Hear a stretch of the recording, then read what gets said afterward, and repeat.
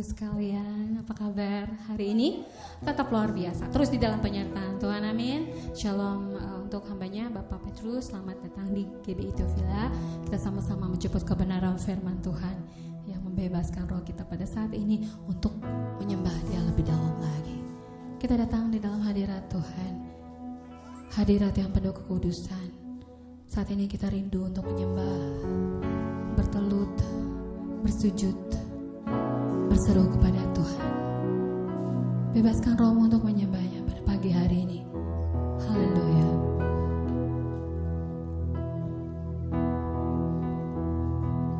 Ku datang Tuhan dalam hadirat-Mu, berhiaskan kekudusan.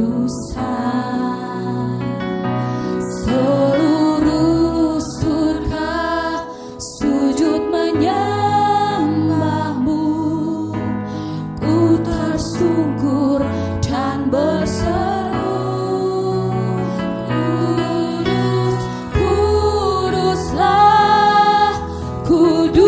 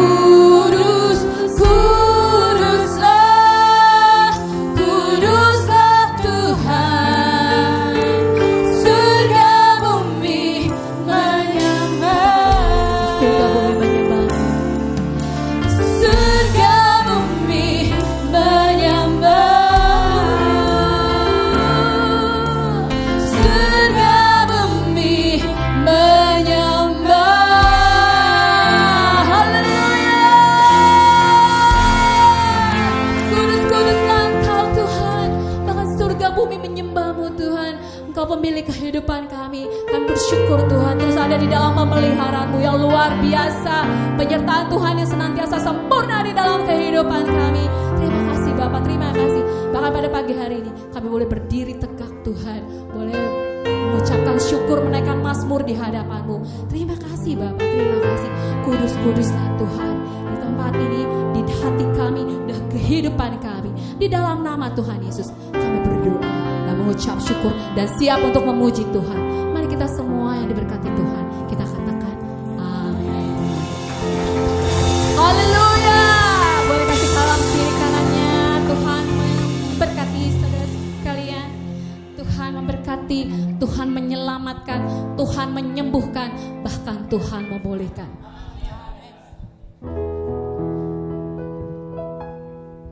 Tahukah dirimu betapa besar kasih sayang Tuhan padamu, sehingga Dia rela berkorban.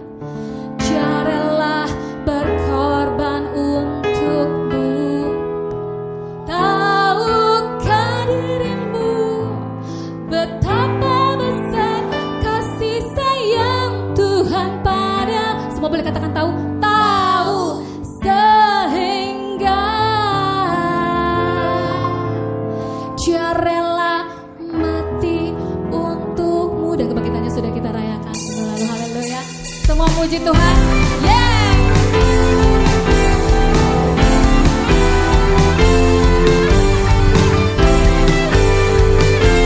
Semua mana sayangnya Tuhan bagi kita. Haleluya. Mengapa Tuhan memberkati kamu semua karena sayang? Mengapa Tuhan menyelamatkanmu semua karena sayang? Mengapa Tuhan menyembuhkanmu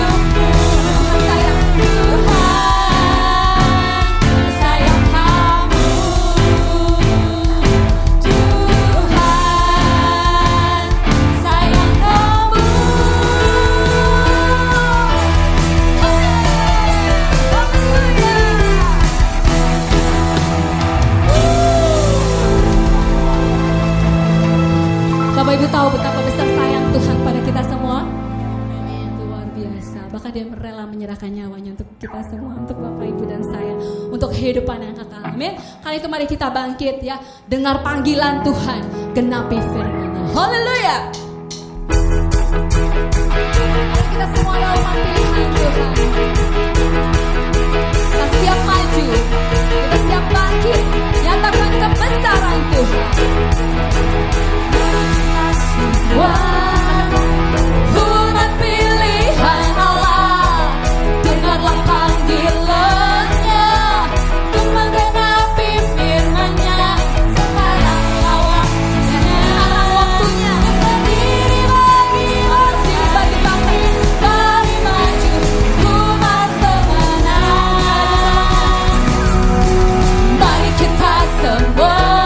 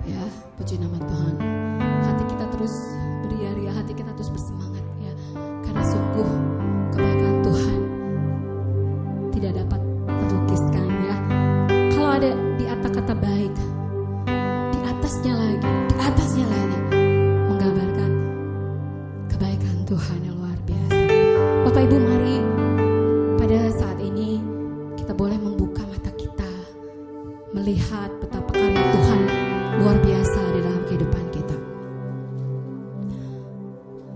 2 hari yang lalu ya, saya menjenguk adik saya gitu yang habis operasi. Saya bilang, saya kagum sama kamu, banyak banget operasinya. tempurung kanan, tempurung kiri, jantung, cervix, banyak banget ya. Tapi dia ada semangat gitu ya. Dan dia juga bilang terkagum akan kebaikan Tuhan, semuanya free. Itu kalau dihitung-hitung berapa nggak tahu lagi ya. Tapi semua saya lihat kemarin juga waktu saya nggak ikut doa Kamis waktu itu karena saya harus jenguk di salah satu rumah sakit. Dan saya lihat juga meskipun baby church tapi bagus, bangunannya bagus, perawatannya bagus, dokternya ramah, suster-susternya ramah ya saya bilang. Dan saya tahu bahwa ketika kita melayani Tuhan, adik saya itu melayani semua dari bapak, ibu, anak-anaknya semua melayani Tuhan ya. Dan apapun yang mereka kerjakan, semua dipermudah, semua di smooth gitu loh, mulus saja gitu ya saya bilang. Jadi ketika mereka mengalami apa, saya lihat selalu ada pertolongan Tuhan. Bapak Ibu, mari buka mata kita, mari buka hati kita, mari kita lihat betapa kita boleh terkagum akan perbuatan tangan Tuhan. Ya saat ini kita akan mengenal Tuhan lebih dalam lagi. Bagaimana cara mengenal Tuhan? Melalui kebenaran firman-Nya Bapak Ibu. Ada di situ tertulis karena itu adalah sabda Allah. Pada mulanya firman itu adalah Allah. Firman itu bersama-sama dengan Allah dan firman itu adalah Allah.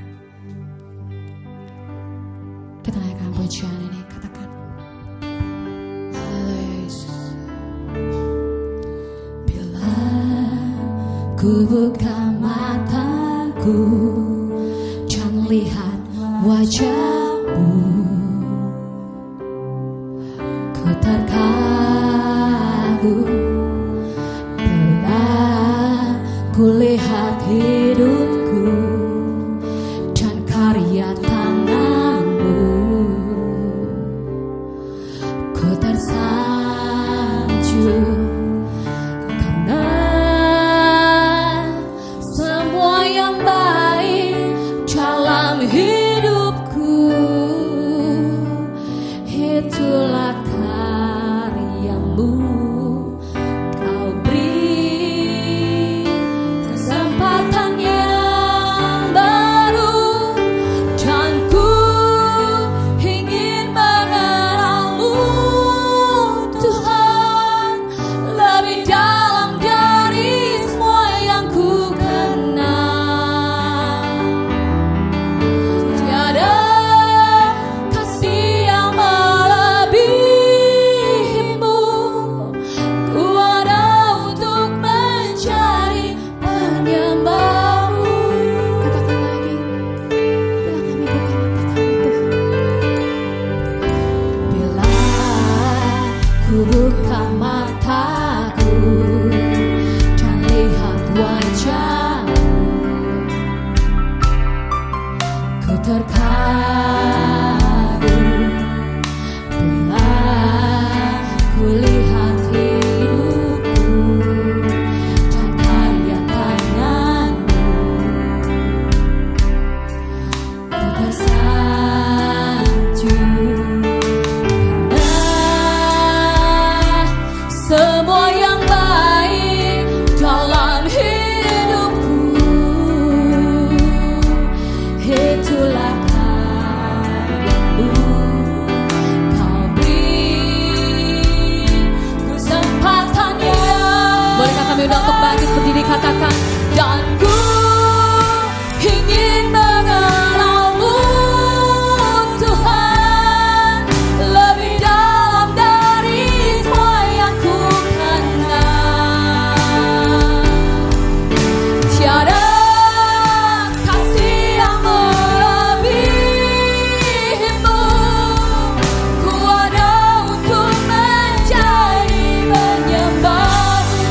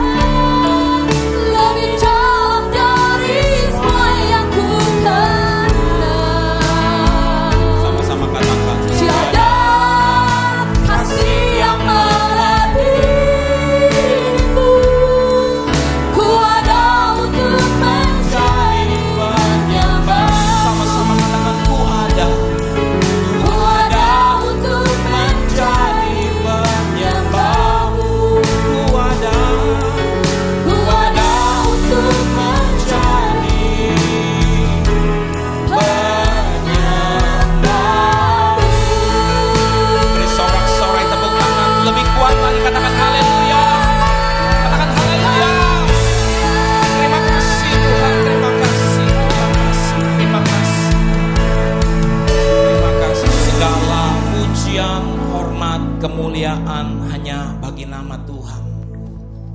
Ketika kami datang ke tempat ini Tuhan, kami datang dengan kerinduan. Dan nanti kalau kami pulang dengan kebanggaan. Kami rindu memuji Tuhan.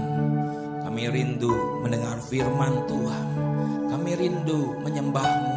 Kami rindu untuk dibangun. Kami rindu untuk berfellowship. Nanti ketika kami pulang dengan kebanggaan. Kami bangga punya Allah yang mengasihi kami. Kami bangga punya Allah yang sungguh-sungguh memperhatikan hidup kami, tidak pernah meninggalkan kami. Dan pada saat pagi hari ini firman Tuhan ketika datang sebagai pengajaran, kami ambil dan kami nikmati. Tuhan sedang mengajar kami. Ketika firman Tuhan datang sebagai penghiburan, kami percaya ada sumber kekuatan di dalam Tuhan. Firman Tuhan datang sebagai teguran. Mari hati kami terbuka untuk Tuhan. Dan teguran itu akan menyelamatkan kami, membawa kami pada kasih karunia Tuhan semakin dalam. Mari Tuhan jemaat di tempat ini GBI Theophila diberkati Tuhan.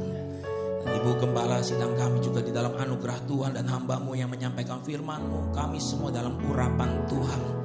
Di dalam nama Tuhan Yesus kami ucap syukur, yang percaya dan terima berkat Tuhan. Katakan sama-sama. Amin. Haleluya. Shalom. Shalom. Tuhan Yesus memberkati. Silakan duduk. Tuhan Yesus memberkati. Silakan duduk. Yang pertama saya mau ucap terima kasih, syukur kepada Tuhan karena kebaikannya. Dan juga terima kasih Ibu Gembala, Ibu Pendeta Sri Kuncorowati sudah kasih kesempatan untuk menyampaikan firman Tuhan. Shalom jemaat Tuhan. Apa kabarnya? Baik ya semua ya. Puji Tuhan ya. Bapak Ibu, sebelum memulai saya ingin memperkenalkan terlebih dulu ya diri saya. Nama saya Pendeta Petrus Suganda. Saya penggembalaan di GBI Mangga Besar. Jemaat di tempat sana termasuk Bapak dan Ibu Gembala senior, kami juga bilang titip salam ya buat Ibu Gembala di tempat ini ya. Baik Pak Ibu, saya ini punya satu istri sama satu anak. Saya sering kali dengar begini kalau ada rekan-rekan jemaat ya, bukan jemaat, ada rekan-rekan hamba Tuhan datang ke tempat kami, dia khotbah begini, ingat ya, jangan terbalik, dia bilang begitu. Istri saya satu, anak saya dua, dia bilang begitu. Istri saya satu, anak saya dua. Nah kalau saya, anak saya satu, istri saya juga satu. Saya nggak bisa nih kayak lelucon kayak beginian nih. Saya nggak bisa bilang, ingat ya, jangan terbalik. Ya gimana terbalik? Mau sana satu, mau sini satu. Ya, mau sini satu, mau sana. Tapi semua berkat Tuhan kok. Amin ya. Oke, haleluya. Pak Ibu, kita baru saja melewati Jumat Agung, kita baru saja melewati Paskah.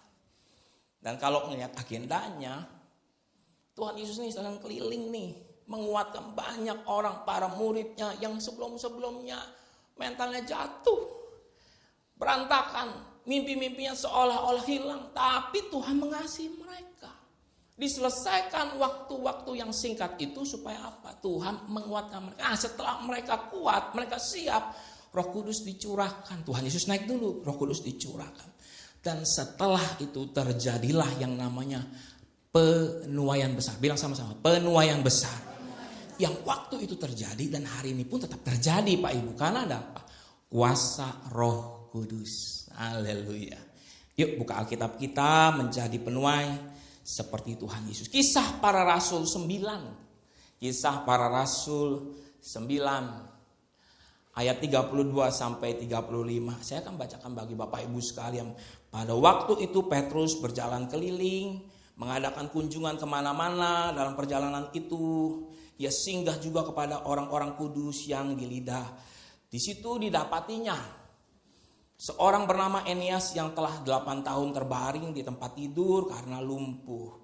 Kata Petrus kepadanya, Eneas, Yesus Kristus menyembuhkan engkau, bangunlah dan bereskan tempat tidurmu. Seketika itu juga bangunlah orang itu. Semua penduduk Lida dan Sharon melihat dia, lalu mereka berbalik kepada Tuhan.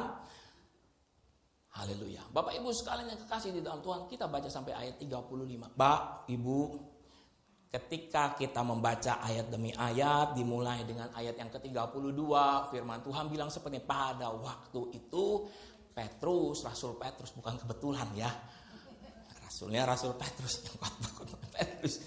Rasul Petrus, firman Tuhan bilang apa? Mengadakan kunjungan ke mana-mana. Dia ikuti yang namanya amanat agung. Pergilah, jadikanlah semua bangsa muridku. Dia tidak berdiam diri di satu tempat dan bangun jemaat gereja supaya orang-orang yang di luar sana ayo datang kumpul. Enggak dia buat seperti itu. Memang ada satu saat dia berdiam, dia mengajar di satu kota demi kota, tetapi dia ikut teladannya Tuhan Yesus. Tuhan Yesus yang diikutinya selama 3,5 tahun. Dia pelajari, dia ikut, dia simak, dan Tuhan Yesus tidak pernah berdiam di satu kota, di satu desa lama banget. Dia pergi masuk ke kota, keluar ke kota, masuk ke desa, keluar desa, masuk kampung, keluar kampung. Dan saya melihat bahwa Petrus melihat teladan itu. Bukan hanya sekedar datang lihat jalan-jalan tur. Waduh, kalau hamba-hamba Tuhan sekarang bilang, oh kita retret. Nggak apa-apa, retret memang baik. Tetapi kalau kita ngelihat di ayat ke-32 ini, dia mengadakan kunjungan kemana-mana. Artinya apa? Orang ini di dalam kuasa Roh Kudus tidak berdiam diri, tetapi dia cari jiwa. Mana yang lemah, dikuatkan. Mana yang sakit, disembuhkan. Mana yang perlu ditopang, ditopanglah dia. Mana yang belum bertobat, diperkenalkan al kasih Kristus. Katakan amin. Dan orang ini berjalan, Pak Ibu sekalian, berkeliling. Dan di ayat ke-32 dalam perjalanan itu dia juga singgah kepada orang-orang kudus di Lida. Bapak Ibu sekalian yang kekasih di dalam Tuhan, kalau kita melihat di sini bahwa dia mempelajari teladan daripada Tuhan Yesus. Tuhan Yesus apa? Masuk kota, keluar kota, masuk kampung, keluar kampung. Dan Petrus belajar daripada teladan itu. Pak, Ibu, maukah kita belajar juga daripada teladan Tuhan Yesus? Amin. Tuhan Yesus mengasihi kita. Tuhan Yesus memberi teladan yang baik. Dan Petrus melihatnya. Gak perlu pusing-pusing. Menciptakan metode baru. Karena dia cukup melihat apa yang gurunya kerjakan. Apa yang Tuhannya kerjakan, ya dia lakukan. Dia tidak perlu pusing-pusing memikirkan bagaimana ya metode pelayanan saya. Cukup lihat Tuhan Yesus. Ya, kalau Tuhan Yesus penuh kasih, kita sebagai pengikutnya, kita juga harus penuh kasih. Kalau Yesus pemaaf, pemurah. Halo? Kalau Tuhan Yesus pemurah, belajar dari teladannya, kita pun harus menjadi orang pemurah. Bapak Ibu yang kekasih dalam Tuhan, dilihat dengan baik, dilihat dengan teliti. Karena apa Pak Ibu sekalian? Tuhan Yesus bukan hanya sekedar 3,5 tahun, yuk kamu lihat saya aja, nanti kamu duplikasi. Enggak Pak Ibu sekalian, tetapi Tuhan Yesus ketika waktu memanggil mereka di awalnya, pada panggilan pertama, pada waktu mereka sedang menjala ikan, mereka gagal dan Tuhan Yesus pinjam perahunya. Ya kan, dipinjam perahunya buat di tempat mimbar itu. Supaya Tuhan Yesus bisa berbicara kepada banyak orang di pantai itu. Pak, Ibu, setelah itu Tuhan bayar upah mereka. Yuk, lebih ke tempat yang dalam. Tebarkan jalamu, dapat banyak ikan. Lalu Petrus bilang apa? Tuhan, pergilah daripadaku karena aku ini orang dosa. Pak, Ibu, andai kata Tuhan Yesus bilang, oh iya, saya pergi aja sesuai dengan kemauanmu. Maka saya mau sampaikan di tempat ini, Simon Petrus tetap jadi orang berdosa. Tetapi ketika Tuhan Yesus bilang, panggil, ikutlah aku, kamu akan kujadikan penjala manusia. Berubah dari yang pembuat dosa menjadi orang yang suci dikuduskan Tuhan. Amin. Saya pun yakin, termasuk saya. Saya juga orang yang berdosa. Tetapi Tuhan panggil kita sekalian. Tuhan mau sucikan kita. Datang ke gereja, ke tempat ini. Jangan malu. Saya banyak dosanya. Asalkan kita mau komitmen, Tuhan, di tempat ini saya mau bertobat sungguh-sungguh mengasihi Tuhan. Selesai di tempat ini, pulang dari tempat ini, jadi berkat hidupnya berubah. Itu yang Tuhan suka. Beri kemuliaan pada Tuhan. Haleluya. Pak, Ibu, Tuhan memanggil orang-orang ini dan Tuhan kasih teladan. Di dalam Markus pasal 1 ayat 17-18. Yesus berkata kepada mereka, kepada Andreas, kepada kepada Petrus, kepada Yohanes, mari ikutlah aku dan kamu akan kujadikan penjala manusia. Lalu mereka pun segera meninggalkan jalannya dan mengikut dia. Pak Bu, ini dia yang namanya di mana Tuhan Yesus mengajar mereka langsung. Jadi mereka tidak perlu menciptakan metode-metode baru untuk melayani Tuhan, untuk mengunjungi orang-orang sakit, untuk mengunjungi orang-orang kudus dan menguatkan, meneguhkan iman mereka. Bukankah Tuhan juga sama melakukan itu? Ketika mereka di dalam ketakutan, mereka tutup pintu semuanya. Orang yang pulang dari Emmaus datang menceritakan bahwa, saya juga berjumpa dengan Tuhan. Sama seperti yang wanita-wanita itu ketemui tadi pagi.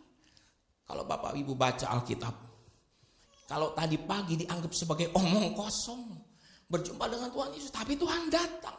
Wah, di situ terjadi kekuatan baru, Pak Ibu. Orang udah lemah, ketakutan, tapi Tuhan kuatkan.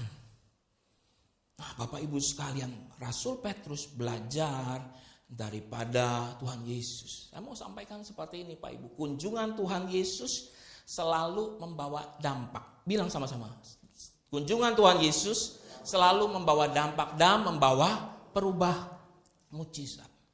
Pak Bu, termasuk kita datang di tengah komunitas kita atau itu di tengah keluarga, kita harus menjadi orang yang berdampak, bawa berkat. Amin.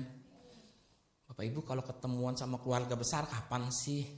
Ada ya acara pernikahan, betul ya, ketemu tuh keluarga besar. Nanti ada lagi Natal, Imlek, ada yang ketemuan sama keluarga besar pada waktu Imlek.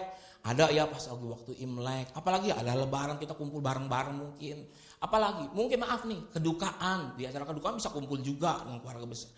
Banyak acara-acara yang lain. Pak Bu, setiap kehadiran kita dimanapun, di saat apapun, saya percaya Bapak Ibu sekalian bisa jadi berkat Tuhan. Amin. Jangan sampai kehadiran kita bilang gini, aduh lu datang ya. Biasanya kalau lu datang, gua kan pada cembetut semua. Satu keluarga pada cembetut. Jangan sampai. Kehadiran kita harus jadi berkat. Kehadiran kita harus jadi yang namanya sesuatu hal, membawa dampak bagi mereka. Bapak Ibu sekalian, kalau Tuhan penuh kasih, kita yang muridnya harus juga penuh kasih. Kalau Tuhan bawa damai, kita pun harus juga bawa damai. Dan saya percaya Bapak Ibu sekalian, kalau Tuhan sudah memberikan kepada kita, ayo bawa itu semua kepada Tuhan. Bapak Ibu sekalian, saya mau sampaikan 3 hal pada saat pagi hari ini yang membuat kita menjadi penuai sama seperti Tuhan Yesus. Amin. 3 hal ini kita bisa dapat Bapak Ibu sekalian menjadi penuai seperti Tuhan Yesus. Yang pertama yang kita dapati adalah apa? Yang pertama di ayat yang ke-32. Pada waktu itu Petrus berjalan keliling mengadakan kunjungan kemana-mana. Dalam perjalanan itu ia singgah juga kepada, baca sama-sama, orang-orang kudus di Lida. Orang-orang kudus ini mereka sudah terima kuasa daripada Tuhan. Amin. Dan saya ingin tanya, apakah jemaat di GBI Theophila juga termasuk orang-orang kudus? Amin. Ayo jawab amin. Masih bingung kudus gak ya? Orang kudus gak ya? Saya mah orang menceng. Orang kudus kan Jawa Tengah. Seorang kudus bukan ya? Iya, kita dikuduskan karena darah Kristus. Haleluya, beri kemuliaan pada Tuhan. Kita orang kudus. Ingat, bilang sama kiri kanannya, bukan orang yang tidak kudus, tapi orang yang dikuduskan. Bilang sama-sama, orang yang dikuduskan. Orang yang dikuduskan. Amin. Kita ini orang yang dikuduskan. Nah, orang kudus itu apa pertanyaannya? Jawabannya apa tuh? Orang kudus itu apa? Apakah kita datang ke gereja pakai jas? Jalannya agak-agak beda gitu. Kalau nyapa, shalom, haleluya. Bergetar, shalom. Apa itu orang kudus? Alkitab catat. Lukas pasal 2 ayat 25. Ayo baca sama-sama. Lukas pasal 2 ayat 25. Dengan suara kuat 1 2 3. Adalah di Yerusalem seorang bernama Simeon, ia seorang yang benar dan saleh yang menantikan penghiburan bagi Israel. Sama-sama yang kuat. Roh Kudus ada di atasnya. Haleluya. Ini orang kudus, Pak Ibu. Karena apa? Ada Roh Kudus di atas. Jadi Roh Kudus ambil alih hidupnya. Roh Kudus kontrol dia. Roh Kudus kendalikan dan dia mau dikendalikan oleh Roh Kudus. Amin. Kalau Roh Kudus ada di atasnya, Pak Ibu sekalian, ini hal yang luar biasa. Tuhan Yesus baru lahir. Tetapi hidupnya jauh sebelum Tuhan Yesus lahir, hidupnya sudah kudus dan penuh dengan Roh Kudus. Pak Ibu, ketika Petrus juga berjalan ke kota Lida, di daerah itu didapati orang-orang kudus, yang artinya apa? Roh Kudus ada di atasnya. Ini bukan maunya saya, tetapi ini maunya Tuhan agar jemaat ini pun hidup kudus di hadapan Tuhan dan Roh Kudus ada di dalam hidup Anda sekalian. Amin. Saya aminkan itu. Bukan maunya saya, bukan maunya Ibu Gembala, tetapi ini maunya Tuhan agar kita dipenuhi oleh kuasa Tuhan. Amin. Pak, Bu, saya punya pertanyaan. Kalau Anda sudah dibilang orang kudus, hidup berkenan di hadapan Tuhan, mengasihi Tuhan sungguh-sungguh, meletakkan hidupmu pada Tuhan. Jika punya problem masalah, bilang sama Tuhan, Tuhan tolong hidup saya. Dan Tuhan beri pertolongan. Pak Ibu perhatikan. Saya mau tanya, jawab jujur. Orang kudus punya masalah enggak? Oh yes. Orang kudus punya problem enggak? Bisa sakit enggak? Bisa susah enggak? Maaf nih, bisa terlilit hutang enggak? Bisa juga. Bisa juga. Alkitab juga ada yang bilang. Seorang jandanya Nabi yang di zamannya Elisa itu juga terlilit hutang. Padahal dia Nabi pelayanan. Pak, Bu, tetapi tidak boleh hidup di dalam hutang ya. Kalau bisa Anda selesaikan. Saya percaya Tuhan kasih hikmat bagi Anda sekalian. Amin. Dikelola dengan baik. Segala sesuatu dikelola dengan baik. Saya balik lagi ke dalam firman Tuhan. Dan ketika didapatinya Bapak Ibu sekalian ada orang-orang yang kudus, di situ juga didapatinya seorang yang sudah lumpuh. Berapa tahun Pak Ibu sekalian? Alkitab bilang berapa? 8 tahun. 8 tahun orang ini lumpuh. Orang kudus Pak Ibu sekalian. Orang yang mengasihi Tuhan. Orang yang sungguh-sungguh hidupnya melekat sama Tuhan. Eneas itu lumpuh 8 tahun. Saya punya pertanyaan, apa orang-orang di Lida ini mendoakan Eneas? Halo? Pasti doain. Tapi sembuh enggak? Sembuh? Enggak. Tetapi dia tetap jaga imannya, kekudusannya di hadapan Tuhan. Hari ini bisa Pak Ibu sekalian. Masalah problem datang sama setiap orang yang mengandalkan Tuhan. Saya ajarkan jemaat di tempat kami mengembalakan. Kalau jika ada problem permasalahan, jangan tanya Tuhan kenapa ini terjadinya sama saya. Tuhan kenapa tidak adil? Cabut perkataan itu. Tuhan terima kasih. Saya jalani proses ini pasti nanti ada berhentinya. Itu yang benar Bapak Ibu sekalian. Pasti nanti ada selesainya. Pasti itu benar. Amin Pak Ibu sekalian. Namanya itu hadapi dengan ucapan syukur. Tapi ketika Anda bilang kenapa ini terjadi apa segala macam, saya tetap bilang itu gak bakal menyelesaikan. Ucap syukur dulu di hadapan Tuhan. Ucap syukur ya. Amin, ucap syukur. Nah Pak Ibu sekalian, orang-orang kudus ini, saya mau mengajarkan di poin yang pertama, ayo jaga hati tetap kudus di tengah-tengah dunia yang menawarkan ini dan itu, pembicaraan-pembicaraan yang mungkin bisa menyerongkan iman kita, tetapi saya mau menyampaikan harus tetap kudus di hadapan Tuhan. Para orang-orang muda di tempat ini, mari berpikir kudus di hadapan Tuhan. Mungkin ada sesuatu hal yang bisa membuat hatimu mengganjal. Saya mau bilang, itu menjadi penghalang berkat bagi Tuhan untuk memberkati hidup kita. Bagi kita sekalian siapapun, baik pria, wanita, tua dan muda, jaga hidup kudus di hadapan Tuhan. Karena Tuhan memberkati setiap orang-orang yang hidupnya berkenan di hadapannya. Saya mesti pastikan itu. Dan Eneas pada waktu itu, saya mau bilang, dia memang jaga hatinya. Ketika kunjungan itu datang, dia tetap jaga hatinya. Petrus gak datang pun dia tetap jaga hatinya. Walaupun nanti andai kata Petrus membatalkan perjalanannya atau jauh sebelumnya, Eneas tetap jaga hatinya berkenan di hadapan Tuhan. Bahkan mungkin saya nggak berlebih-lebihan bang. Eneas bilang, andai kataku mati sekalipun dalam keadaan lumpuh, aku tetap mengasihi Tuhan. Aku tetap mau iring Tuhan. Aku mau tetap hatiku terarah pada Tuhan. Tapi saya mau bilang, doanya terjawab. Karena apa? Hidupnya kudus di hadapan Tuhan. Hari ini saya mau bilang kepada jemaat di tempat kita, ayo bawa hati kita melekat sama Tuhan, kudus di hadapan Tuhan, pertolongan pasti ada. Tuhan tidak pernah terlambat. Beri kemuliaan pada Tuhan. Tuhan tidak pernah terlambat menolong umatnya. Yang pertama, jaga hati kita kudus. Yang kedua, tadi apa? Jaga hati tetap kudus. Yang kedua, dengar dan lakukan. Eneas kalau udah jaga hatinya nih kudus di hadapan Tuhan dan dia dengar. Di ayat ke-34 yang kita baca sama-sama, ayat 34. Eneas, Yesus Kristus menyembuhkan engkau, bangunlah dan bereskanlah tempat tidurmu.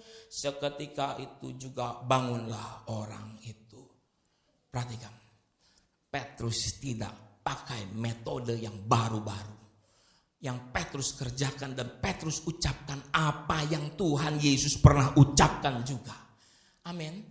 Dia pernah berjumpa dengan orang yang lumpuh di tepi kolam itu.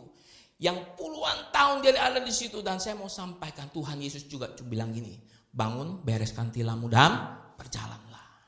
Lihat. Jadi Petrus ini menduplikasi murni. Dan yang paling penting adalah Eneas itu dengar apa yang dikatakan di dalam doa ini. Dikatakan Yesus Kristus menyembuhkan engkau. Tidak ada nama yang lebih daripada nama Tuhan Yesus di kolong langit ini. Nama itu sangat berkuasa. Oleh sebab itu Pak Ibu sekalian, kalau Anda datang menjenguk, menghampiri orang sakit atau apapun, panggil namanya. Tuhan Yesus, tolong orang ini. Sembuhkan dia, jamah dia dalam nama Tuhan Yesus. Panggil nama Tuhan Yesus. Amin. Bapak Ibu sekalian, datang besuk orang harus memberi support sama mereka supaya apa? Mereka bersemangat.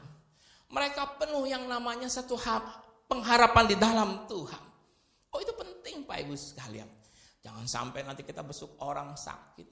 Kok sakit apa? Oh, sakit di sini. Dibilang begitu. Itu pernah saya punya tetangga di sini ya kok. Itu 2 minggu out. Wah, orang itu bilang, udah itu pintu keluar pelan-pelan situ aja, pelan-pelan keluar dah. Hei, kita datang kalau kunjungan, kuatkan orang itu, amin. Ada pengharapan dalam Tuhan, doakan. Mungkin datang nggak sama tim besuk, mungkin nggak datang sama tim besuk, mungkin ya. Entah itu datang kita menemani teman kita atau membesuk teman kita, teman sebaya atau teman kantor, kan bisa jadi gak sama orang gereja. Tapi pergunakan iman Anda punya kuasa. Kenapa? Hidup Anda juga kuduskan di hadapan Tuhan. Tadi udah bilang hidupnya kuduskan. Tumpangkan tangan atas orang sakit itu. Dan biar kuasa Tuhan yang mengalir, bukan kuasa kita.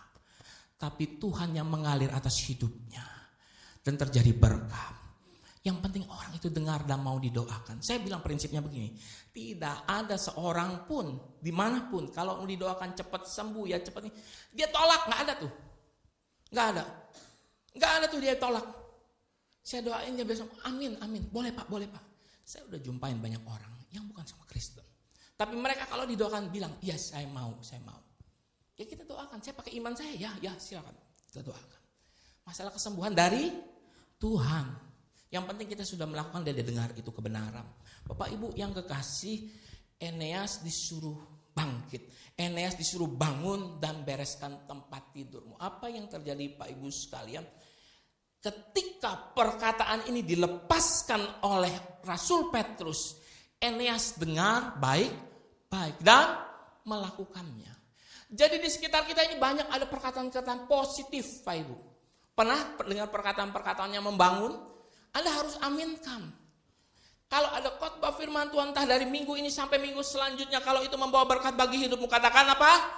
Enggak usah disuruh sama gembala atau pendeta atau siapapun pengkhotbahnya bilang amin. Tetapi engkau harus bilang apa? Amin atas hidupku terjadilah. Karena itu perkataan membawa positif. Tapi kalau ada perkataan negatif, bukan di dalam ruangan ini, mungkin ada di dalam perjalanan, Anda ada di mana-mana. Ada perkataan di dalam rumah bisa loh ada perkataan negatif loh. Jangan aminkan. Tolak dalam nama Yesus. Tidak terjadi atas hidupku. Karena di luar juga banyak kutuk Pak Ibu. Benar?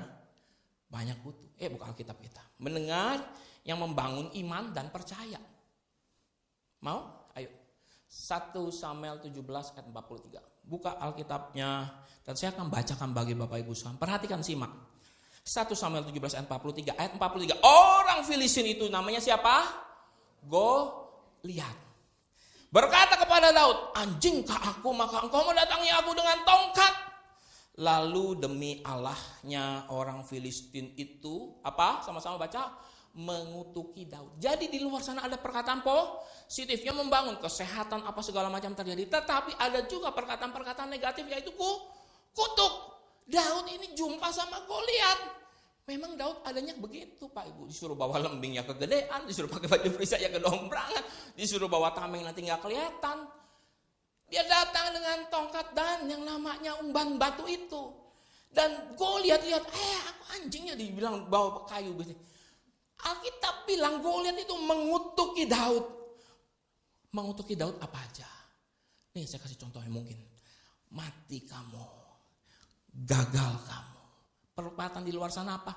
Bangkrut kamu. Gak berhasil. Tulang miskin dibilang gitu.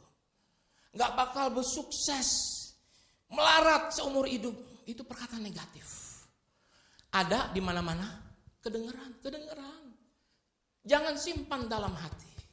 Tapi apa yang terjadi ketika nanti Anda baca 1 Samuel 17 ayat selanjutnya 43, 44, 45. Maka Daud counter perkataan negatif itu dengan firman Tuhan. Engkau datang mendatangi aku dengan apa? Lembing pedang, aku datang engkau dengan firman Tuhan. Ini yang terjadi, beri kemuliaan pada Tuhan. Jadi perkataan negatif bisa ada. Engkau bisa dengar. Bisa terdengar, tetapi engkau tidak perlu meresponi dan mengaminkannya atau jadi pikiran. Semalam-malaman dipikirin, gak bisa tidur karena perkataan negatif itu. Efek gak bisa tidur apa? Matanya apa? Matanya mata panda, hitam. Matanya hitam. Gak bisa tidur. Jadi Pak Ibu sekalian, perkataan itu memang ada, tetapi jangan sampai kau simpan dalam hati kita sekalian. Jangan sampai hanya menjadi pendengar tetapi tidak pernah melakukan. Ini penting Pak Ibu. Dengar, kesembuhan terjadi, jangan dengar. Coba kalau Enias cuma dengar doang. Malu Kalau bangunnya sempoyongan, enggak. Alkitab bilang seketika itu juga bangunlah orang itu, berarti dia bangun dengan kuat. Dengkulnya, tumitnya, kakinya yang kram, mungkin udah membatu, udah keras. Di dalam nama Tuhan Yesus bangkit, bangun, berjalanlah. Itu yang diambil Pak Ibu sekalian. Pak, Bu, saya mau sampaikan 3 hal ini. Mempersiapkan 2 hal ini ya, maaf.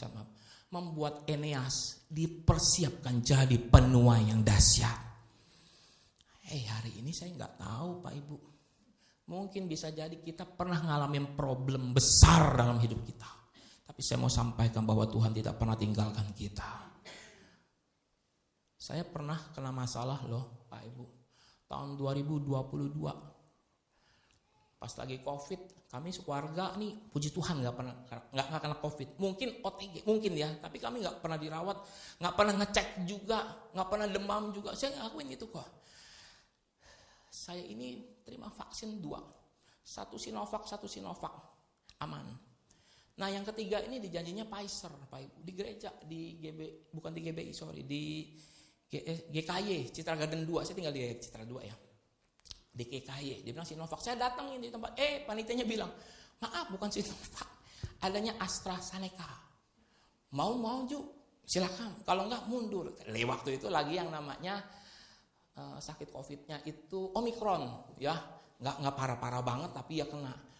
Ibu saya maju, istri saya maju, saya maju. Udahlah maju aja lah.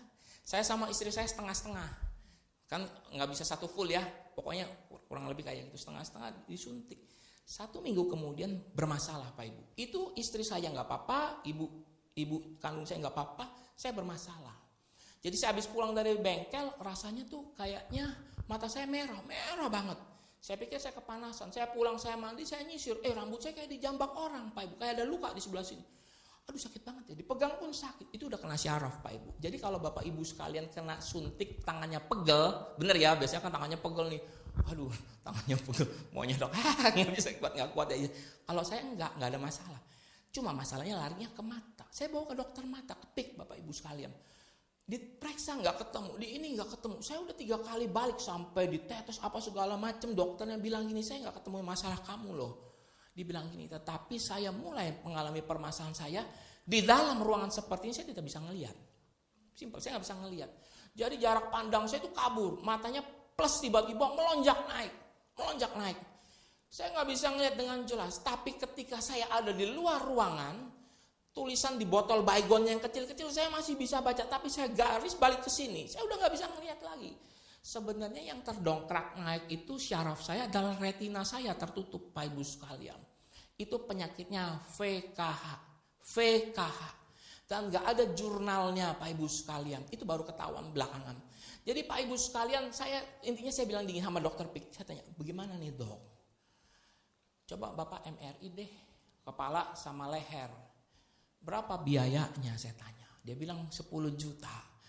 Oke, dengan badan tegak saya bilang begini. Ada BPJS enggak? Ada BPJS enggak? Saya punya asuransi Bapak. Ada BPJS.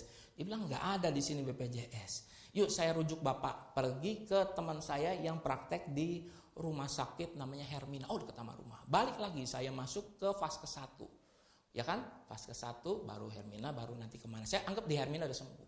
Di fase 1 dokter ketemu saya, dokter muda. Dokternya masih muda dan itu masih dokter umum. Dia ngomong sama saya. Dia ngomong sama sebelah istri saya, dia bilang begini, Pak saya udah ngomong sama Bapak 3 menit loh, dia bilang gitu. Ini Bapak gak kedip-kedip, dia bilang gitu. Istri Bapak tuh kedip, kok Bapak gak kedip-kedip?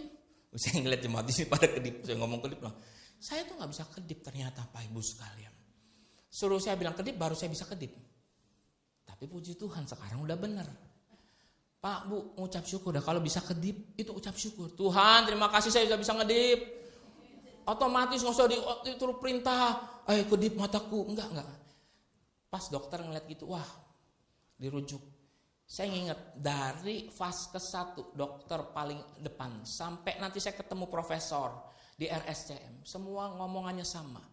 Bapak jangan stres ya.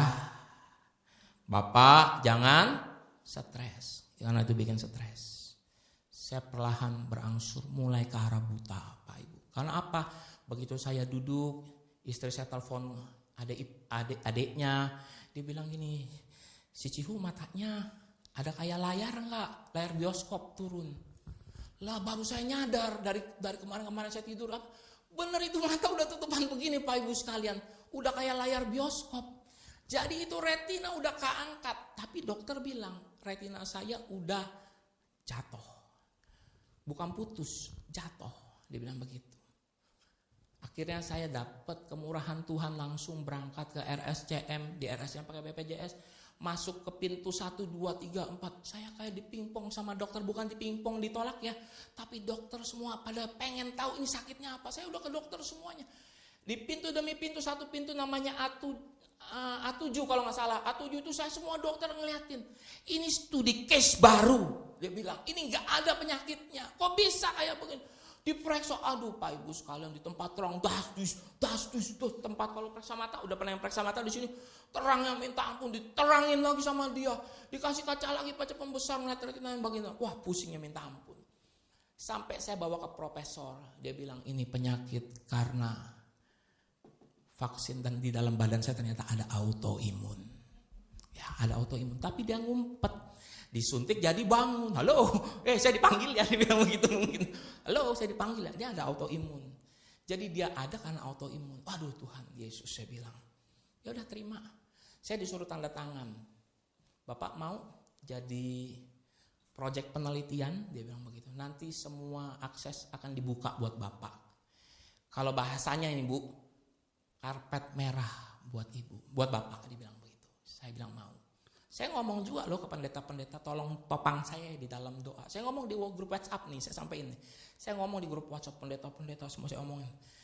Maaf. Pendeta-pendeta yang di dalam grup WhatsApp kirim support sama saya. Tetapi lewat stiker WA. Ada yang turut mendoakan. Orang nggak bisa ngeliat, dikirim stiker WA lagi, turut mendoakan. Saya bilang, Pak, saya nggak bisa ngeliat, dikirim suara. Ini yang membangun iman saya. Hari ini Anda jangan ragu pakai teknologi, pakai WA kok, WA voice suara. Kalau umpamanya nggak, saya suka mendoakan orang, saya kirim voice lewat WA. Saya dengerin pada waktu saya di rumah sakit, saya puter itu semua, ada banyak. Ada yang doain saya sampai nangis, sampai istri saya nanya, itu siapa yang sampai nangis? Dia bilang gitu. Pak, Ibu, karena dia tahu sakitnya kalau retina copot itu kayak apa. Inti ceritanya, saya tertolong bukan karena operasi. Sekali lagi, saya bukan operasi. Saya ini di infus pakai steroid. Mungkin Anda pikir bilang, steroid badannya jadi gede kokor ya, kayak apa istilah binara. Enggak, ya memang steroid itu. Saya disuntik 250 mili kali 12 botol, 3 ribuan. Itu II saya ngomong gini, saya lagi sakit pinggang terus, dibilang gitu. Saya disuntik 128 aja udah bener, tapi efeknya belakangannya rusak, dia bilang gitu. Lu 3.000 beneran? Saya bilang iya bener 3.000. Aduh, hati-hati itu ya. Sampai saat ini saya tetap kontrol. Yang terutama saya ngeliat cek fungsi ginjal saya, dan puji Tuhan fungsi ginjal saya bagus kata dokter. Puji Tuhan, saya ucap syukur. Itu begitu diinfus, yang melonjak itu adalah tensi, zup. Dan ada lagi apa? Hipertensi sama yang namanya diabetes, gula darah, zup, naik. Tapi dokter bilang, aduh, Bapak ini kuat, dibilang. Memang latar belakang tidak ada hipertensi, tidak ada diabetes. Pak, Bu, jaga. 2 itu penting. Jangan sampai kena diabetes ya, jangan sampai kena hipertensi. Jaga yang baik. Inti ceritanya dia bilang begini, Bapak ini sembuh karena pertolongan Tuhan. Dia ucap syukur juga. Tapi saya bilang begini, Tuhan, saya ngucap syukurnya begini. Pas saya balik lagi ke RS Peak saya balik. Dokter itu bilang begini, yang kenal sama saya. Saya kemarin ada jurnal, ada Zoom besar, dia bilang akbar, dia bilang. Itu lagi bahas PKH. Seorang pria, nggak dikasih tahu namanya, bla bla bla bla bla. Dikasih tahu spesifikasinya, dan saya duga itu Bapak. Memang, saya pernah doa, dan kita pasti pernah berdoa, Tuhan jadikan saya ini alatmu, terangmu, benar ya? Dan saya berasa, Tuhan Yesus terima kasih, saya jadi alat, jadi terang. Tapi penyakit ini udah gak ada lagi Pak Ibu, karena tidak ada yang men-triggernya itu, suntikan itu gak ada. Apapun yang terjadi saya ucap syukur. Yang di belakang saya yang lebih rusak banyak Pak Ibu, akibat suntikan itu. Saya gak nyalain pemerintah, tapi saya bilang sama Tuhan gini, Tuhan saya gak mau buta. Saya bilang begitu, saya ngomong lah, ya kan. Yang pertama kalau saya buta, saya bilang istri saya cepat tua, saya bilang begitu. Walaupun saya nggak bisa lihat tuh, tapi saya bilang ini, dia bakal ngurusin orang buta. Saya ngomong apa adanya. Yang kedua, Tuhan jangan saya sampai buta. Saya bilang apa? Karena saya belum hafal banyak ayat. Masa pendeta hafal ayatnya dikit Bu, ya kan ya. Khotbahnya itu lagi. Hari ini kalau Anda dan saya masih bisa melihat, bersyukur. Baca Alkitab sungguh-sungguh. Baca Alkitab sungguh-sungguh. Semua kemuliaan bagi nama Tuhan. Yang ketiga, yang terakhir. Ayo kita selesaikan. Bersaksi. Nah kan tadi udah dengar tuh. Yang pertama apa? Jaga hati, kudus. Yang kedua apa? Mendengar dan melakukan. Yang ketiga bersaksi. Ini dia. Bersaksi menyelamatkan yang terhilang. Di ayat ke-35. Semua penduduk Lida dan Saron melihat dia. Lalu mereka berbalik kepada Tuhan. Lah ini kan si Eneas yang 8 tahun. Lumpuh. Jadi penyakitnya, problem hidupnya. Pas orang lihat kok dia bisa berjalan. Alkitab bilang semua penduduk Lida dan Saron melihat dia lalu berbalik kepada Tuhan. Pak, Bu, perhatikan ya. Eneas gak KKR. Halo. Eneas gak berkhotbah di mana-mana. Cuma Eneas berjalan karena semua penduduk kalau melihat dia berarti dia jalan masuk ke kota itu dari ujung pintu gerbang sampai pintu gerbang yang lainnya masuk ke satu kota Lida dan Saron. Dan orang yang melihat dia artinya apa? Eneas berjalan melakukan sama seperti yang Petrus lakukan. Ini Tuhan Yesus. Dia lakukan seperti ini, dia kerjakan. Dan Tuhan Yesus dilihat oleh orang yang namanya Rasul Petrus. Oh begini ya pelayanannya, aku tiru, aku kerjakan. Setelah di sini ada orang yang bernama Eneas. Eneas juga melihat Tuhan Yesus dan dia juga melihat Petrus. Oh, ini yang dilakukannya. Aku juga berjalan masuk kota keluar kota, masuk kampung keluar kampung dan menjumpai orang-orang kudus supaya mereka dapat dikuatkan. Tapi hari itu Alkitab berkata, penduduk kota Lida dan Sharon berbalik hatinya kepada Tuhan. Saya mau mengatakan begini Pak Ibu sekalian. Apa yang dilakukan oleh Eneas? Yaitu dia melakukan seperti yang Tuhan Yesus kerjakan. Dan yang seperti Rasul Petrus kerjakan. Dia duplikasikan. Dan ini yang namanya masuk penuaian besar Pak Ibu sekalian. Karena apa? Dua kota, Lida dan Sharon. Apa yang tidak dilakukan oleh Tuhan Yesus? Karena keterbatasan waktu Pak Ibu sekalian. 3,5 tahun tidak semua kota dapat datang. Tapi ada di sini. Petrus kunjungi di Lida. Tapi tidak kota Sharon. Tidak kota Sharon. Cuma di Lida. Tapi yang dilakukan sampai Lida dan Sharon. Yaitu Eneas. Yang dilakukan adalah menyempurnakan dan disinilah. Ini generasinya kita. Ini kita ada di sini Pak Ibu sekalian. Kita ada di Eneas. Dan saya mau bilang seperti ini. Kok orang-orang itu bisa berbalik kepada Tuhan kota dua ini? Mereka posisinya ada di mana? Halo? Posisinya penduduk Lida dan Sharon ini ada di mana? Saya mau bilang ya, sedang membelakangi Tuhan. Kasih karena keselamatan itu di situ nih, orang penduduk Lida dan Sharon ada di sini. Tetapi ketika Eneas datang, firman Tuhan bilang apa? Mereka berbalik. Oh, jalanku salah selama ini. Oh, jalanku sesat selama ini. Kalau aku teruskan ke sana, kematian kekal. Tetapi aku dapat melihat Kristus di depan sana. Pak, Bu, Anda pun terpanggil jadi penuai.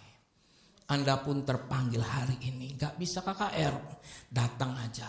Hari ini cukup bilang Tuhan Yesus mengasihi hidupmu.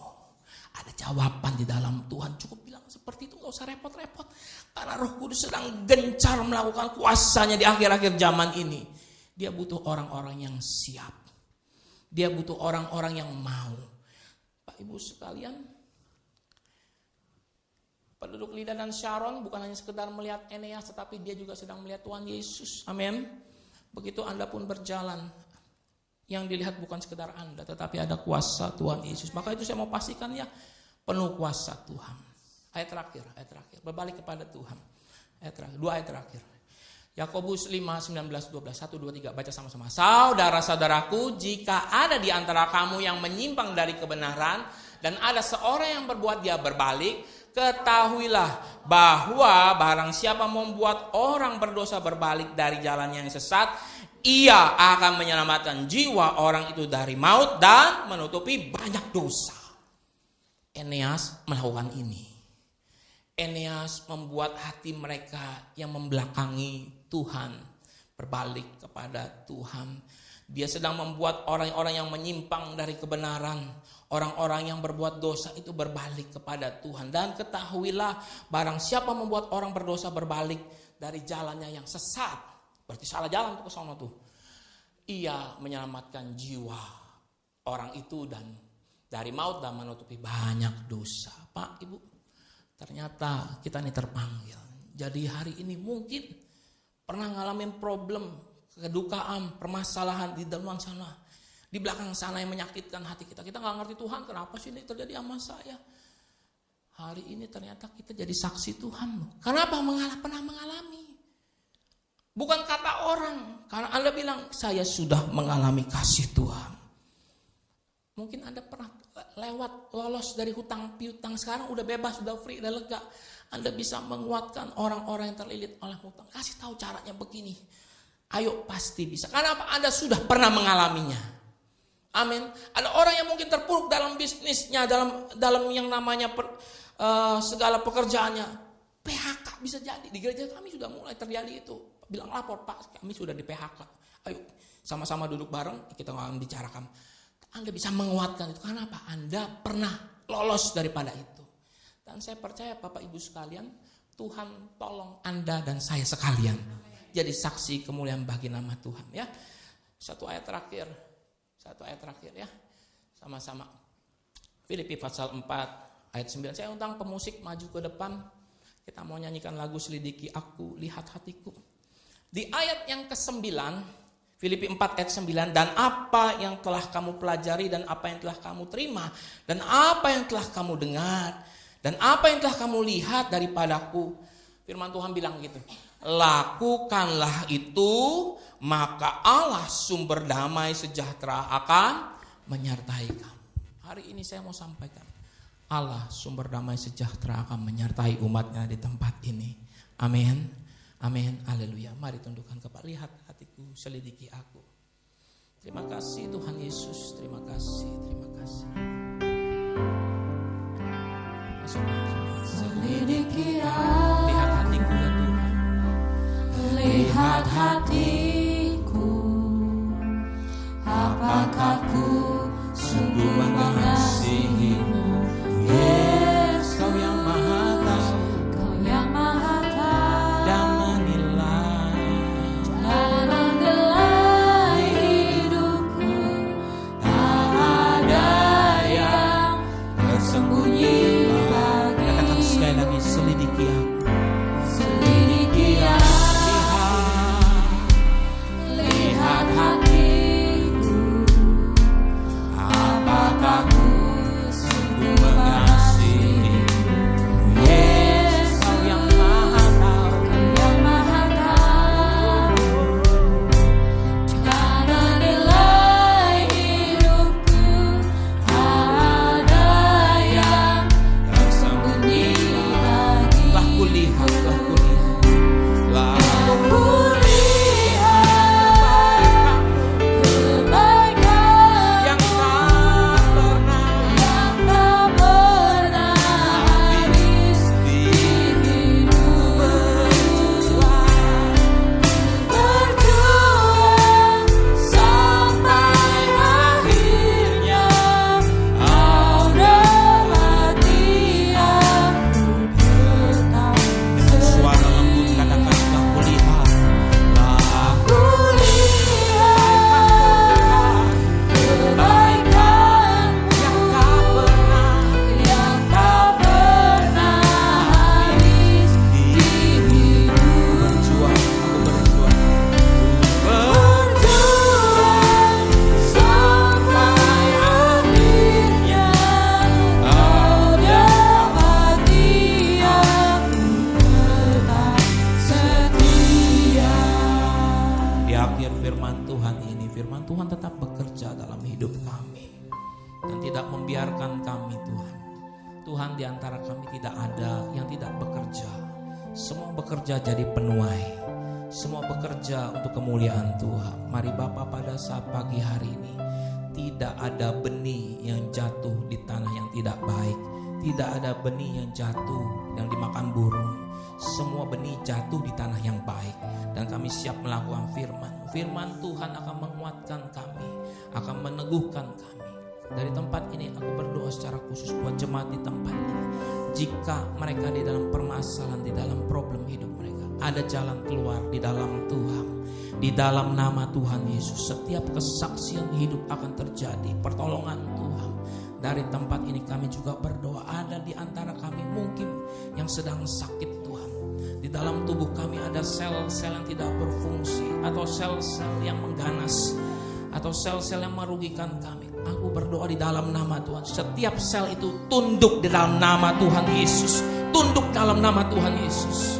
Dan setiap sel-sel yang baik bangkit, hidup kembali Tuhan, sehat kembali, sehat kembali. Tidak ada peradangan, tidak ada sesuatu hal yang mengkhawatirkan. Semua baik di dalam nama Tuhan, berangsur-angsur baik.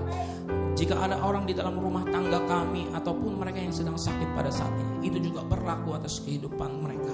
Tuhan tolong mereka. Tuhan Yesus juga turunkan berkat rahmat Tuhan atas penggembalaan Ibu Penggembala, Ibu Pendeta Sri Kuncorowati dalam anugerah Tuhan. GBI Teofila pun di dalam anugerah dan penyertaan Tuhan semakin bertumbuh menyenangkan dan menyenangkan hati Tuhan. Kami berdoa di dalam nama Tuhan Yesus. Segala kemuliaan hanya bagi namamu, ini hambamu. Lalu saya berbicara di dalam nama Tuhan Yesus, kami kembalikan segala pujian hormat kemuliaan hanya bagi nama Tuhan. Haleluya. Yang percaya terima berkat.